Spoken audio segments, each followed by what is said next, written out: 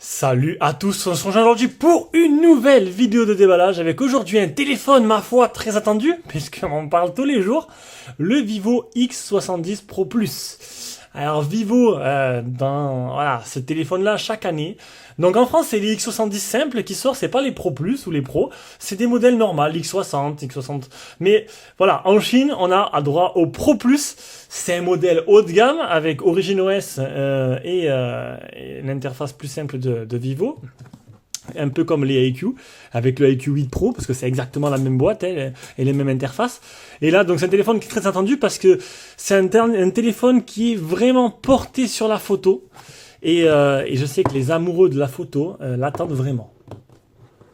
Voilà. Et donc, pour être clair directement avec vous, donc j'avais fait le IQ 8 Pro qui est presque son cousin germain. Le IQ 8 Pro, il était certifié L1 sur OneVine, ça veut dire qu'il y avait la HD sur les applications de streaming. Il avait été full 4G, full 5G. Il avait le français, le Play Store, et il avait aussi les notifications. C'était très simple à les activer. Et du coup, j'espère que pour ce modèle-là, c'est la même chose. Alors déjà, je peux vous le dire, il est bien certifié Vine. L1, j'ai du mal à prononcer, c'est avec un W. Hein. Donc du coup, vous aurez bien la HD aussi sur l'application de streaming dessus. Le safety net, il est propre. Donc voilà, vous le savez. Et vu que c'est Origin OS et que c'est le même OS qu'il y a sur les IQ, je pense que il y aura aussi les notifs. Mais du coup, je vous dirai ça directement dans mon test. Donc c'est un téléphone qui, comme d'hab, je vais tester, voir si ça peut m'intéresser ou pas, pourquoi pas. Alors nous, on a reçu le modèle 12512, qui est quand même le modèle le plus cher. Regardez. Alors il y en a qui vont aimer, il y en a qui vont pas aimer ce design. Alors j'ai vu, alors je passe bonjour à Origine du groupe Vivo France, je vous invite à aller voir. Il expliquait qu'en fait cette petite plaque là, c'est fait exprès pour que le reflet de la lumière se reflète dans cette plaque là et pas tout simplement dans les objectifs photo et du coup fasse pas de reflet. Voilà, c'est un téléphone qui est simplement magnifique. Alors, il le voulait la plupart le voulait en noir. Alors, je l'ai pris en orange parce que c'était la mode l'année dernière. Le X60 en orange est pété. Alors, c'est vrai qu'en noir, j'aurais préféré le prendre en noir. Il est magnifique en noir, hein. Mais là, on a quand même quelque chose de superbe. Regardez. Alors, on aime ou on n'aime pas, mais voilà, triple appareil photo, même quadruple appareil photo. On a cette plaque-là pour le reflet. On peut voir que les reflets se font directement que sur la plaque. Alors, je dis pas de bêtises, hein, ou peut-être que j'en dis, mais c'est ce que j'ai vu qu'a posté sur le groupe Vivo France. On a une coque arrière, ça doit être du cuir, je pense. Franchement, très joli. C'est exactement ou du cuir ou le même revêtement que sur le Q8 Pro. Ça a l'air d'être exactement pareil. Là, tu auras le port nano SIM, double nano SIM, le port type C. Alors, il est plus fin que le IQ, un peu plus fin, un peu plus léger. C'est une version améliorée, voilà, du IQ 8 Pro. Simplement somptueux. Et c'est un téléphone quand même qui coûte quand même plus cher, hein, parce qu'il y a quand même quelque chose en photo qui est quand même au-dessus. Alors c'est un téléphone qui vient de cette Trading Shenzhen. On va aller directement dessus. Bien sûr, je vous mettrai un lien d'achat en dessous. Si vous pouvez passer par nos liens, ce serait un soutien merveilleux pour nous. Ça nous aide. C'est comme ça qu'on a de la crédibilité auprès de ce site. Donc, le modèle 8256-837, le modèle 12256-937 et le modèle qu'on a, le 12512 qui est à 1037 €. Alors oui, on dépasse les 1000 €. Ça fait chéros le téléphone. Mais après, on est voilà, sur un haut de gamme, très haut de gamme. Et c'est plutôt pas mal. Donc au niveau des caractéristiques, alors je vais me mettre déjà sur le modèle 12512 pour voir un peu le comparatif de prix. Hein. Donc il est vendu que c'est Trading Shenzhen, voilà, donc à ce prix-là. Donc au moins c'est pas compliqué. Alors on a quoi? On a un écran 6,78 pouces en WQHD, donc en 2K. On a un poids de 209 grammes pour pour 8,9 mm d'épaisseur. Donc il est plus fin que le IQ 8 Pro, mais niveau du poids c'est à peu près kiff, il faisait pareil je crois. On a un Snapdragon 888, alors c'est le 888 Plus, bien sûr, la dernière version, avec un Antutu à 851 000 normalement. 4500 c'est pour la batterie, donc 4500 charge rapide, 55 watts. Alors oui, le IQ 8 Pro a le 120 watts, donc bon, 100 watts c'est exceptionnel, mais bon, 55 watts c'est déjà plutôt pas mal. On a une charge sans fil 50 watts et une charge en recharge inversée à 10 watts. On est full 4G, full 5G bien sûr, et on a un appareil photo, un 50 mégapixels. Samsung GN1.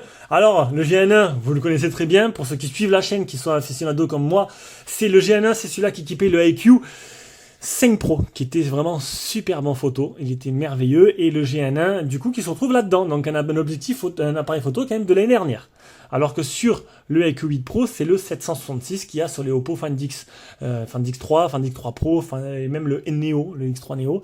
Voilà. Moi actuellement sur mon Mi 11 Pro, j'ai le Samsung GN2. Je trouve que les photos sont très colorées, très belles, moins détaillées, mais plutôt jolies. Après, on a pour les coups. On a un deuxième grand angle, un Sony IMX598, le téléobjectif et le portrait avec un Sony IMX663, un autre 8 mégapixels de l'Omnivision. Bien sûr, on aura la caméra gimbal. C'est Vivo les seuls à faire ça. Lié aussi dans les IQ, la caméra gimbal. Une caméra gimbal, c'est quoi? C'est une caméra comme les GoPro, en fait, si je dis pas de bêtises. C'est que tu cours et ça stabilise, nickel. J'ai fait le test, c'est plutôt merveilleux. Allez, on va s'intéresser maintenant au téléphone. Donc vous avez pu voir un peu, il est magnifique. Maintenant, on aime ou on n'aime pas. On va le déverrouiller. Donc, Tralin Shenzhen, il teste tous les téléphones avant envoi. Donc là, il n'y a pas la petite carte qui est donnée avec, mais voilà, et c'est un check-up. Le téléphone, il est déjà, regardez, allumé, parce qu'ils l'ont mis en allemand. Ils ont installé le Play Store, ils ont installé DRM Info et le SafetyNet. Ils ont déjà tout installé parce qu'ils font les tests de chaque téléphone avant de les envoyer, histoire de ne pas avoir de problème. Alors, on va le mettre en français, parce que bien sûr, c'est en français. Donc, c'est dans Spratch, si j'ai pas de bêtises. Alors, je sais plus, il faut que je retrouve. Alors, mettre sur pause. Voilà, donc c'était ici, dans Spratch. Donc système, alors je vous montre parce que voilà, ici, Spratch, Dutch. Tu cliques là, il y a d'autres langues, tu mets le français, tac, voilà. Le téléphone est en français, c'est nickel. Donc, on est sur OriginOS, donc exactement la même surcouche. Ah, non, on n'est pas sur... Ah si, on est sur Original parce que le petit widget là, c'est bizarre. Enfin, sur l'IQ 8 Pro, quand je l'ai reçu, il y avait tous les logos OriginOS qui étaient posés dessus. Là, il n'y est pas, à moins qu'on soit sur... Alors, l'interface, non, on est bien sur du OriginOS. Ou sinon, c'est plutôt l'interface simple. Alors voilà, donc en fait, la différence, alors je testerai, je peux voir si on est sur... Alors, c'est ici, hop, non, c'est pas là. On va tester. Voilà, c'est celui-là. Tant que je me retrouve. Donc ici, tu cliques là, on est sur Android de base. Donc on va cliquer ici, on va passer sur OriginOS, qui est pour moi, je trouve, la meilleure façon d'utiliser le téléphone. Maintenant, c'est chacun son truc. Donc voilà, vous reconnaissez, comme sur la Q8 Pro, les fameux petits widgets animés, tout simplement. Donc tu cliques là, tac. Tu choisis sur ce que tu veux cliquer, donc ultra grand angle, super macro, téléphoto, c'est les petits raccourcis. Là, on a le mode photo. On a ici pour passer, donc ça c'est pour les gestures. Tout à l'heure, je me suis embêté à les enlever. Ici, tu as le style de fenêtre, les écrans, mais tout ça, je vous le montrerai durant le test. Je prendrai le temps, comme le IQ 8 Pro, de vous montrer chaque icône un par un, les icônes qui m'intéressent, que je vais laisser sur le menu. Voilà. Alors, ce qui nous intéresse, bien sûr, c'est la partie photo, parce que ce téléphone, il est donné pour un monstre en photo. Voilà, donc pour ceux qui adorent les scores, bon, on attendra. Alors je sais pas si vous l'aurez sur des XOMark, les versions chinoises des Vivo, je sais pas s'ils apparaissent dessus. Alors size, couleur naturelle, size activé, le HDR automatique. On va passer en 16 neuvième. Voilà, pour ceux qui adorent les chiffres, donc du coup DxOMark va tester sûrement la version globale, qui sera, on va enlever le câble HDMI qui traîne, qui sera le X70, une fois arrivé en France. Ça grince un peu, c'est mon fauteuil gaming, il grince pas mal, je ne dois pas bouger trop. Voilà. Donc là, j'ai fait un petit effort sur la photo, je vais un peu plus loin pour prendre des photos, pour histoire d'avoir des photos un peu plus originales que devant chez moi. Donc c'est propre, même en zoomant. Après, ce sera vraiment sur les photos en extérieur qu'on pourra voir la différence. Mais je m'en fais pas. Je m'en fais pas du tout parce que franchement, pour avoir eu la EQ8 Pro qui était vraiment pas mal en photo, lui, je pense qu'il va faire des miracles aussi.